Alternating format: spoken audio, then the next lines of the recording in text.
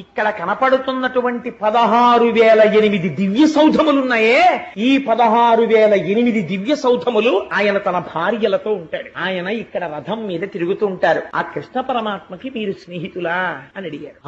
నేను స్నేహితుణ్ణి అన్నాడు కానీ కుచేల భక్తి అంటే ఏమిటో తెలుసా అండి? ఒక ఆలోచన రావాలి. ఇప్పుడు నా స్నేహితుడు, ఇద్దరం కలిసి చదువుకున్నాం గురువు గారి దగ్గర, ఇవాళ కృష్ణుడు ఇలా ఉన్నాడు, నేను ఇలా ఉన్నా అనుకోవాలి. కుచేలుడుట రాచవీధిలో నిలబడి ఈ 16,008 రాచసౌధములు కృష్ణుడివే అని చెప్తే ఒక్కసారి వాటి వంక చూశాట.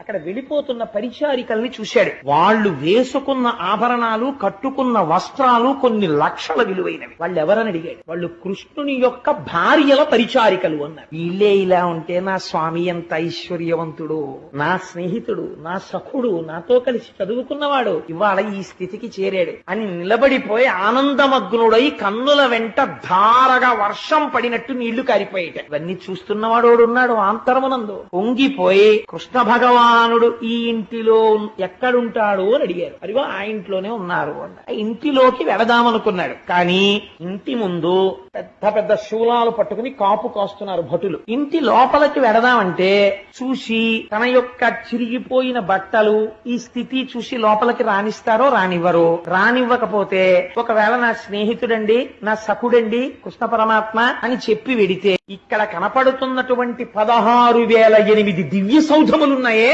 ఈ 16,008 దివ్య సౌధములు ఆయన తన భార్యలతో ఉంటాడు. ఆయన ఇక్కడ రథం మీద తిరుగుతూ ఉంటారు. ఆ కృష్ణ పరమాత్మకి మీరు స్నేహితులా అని అడిగారు. నేను స్నేహితుణ్ణి అన్నాడు కానీ కుచేల భక్తి అంటే ఏమిటో తెలుసా అండి? ఒక ఆలోచన రావాలి. ఇప్పుడు నా స్నేహితుడు, ఇద్దరం కలిసి చదువుకున్నాం గురువు గారి దగ్గర, ఇవాళ కృష్ణుడు ఇలా ఉన్నాడు, నేను ఇలా ఉన్నా అనుకోవాలి. కుచేలుడుట రాచవీధిలో నిలబడి ఈ 16,008 రాచసౌధములు కృష్ణుడివే అని చెప్తే ఒక్కసారి వాటి వంక చూశాట.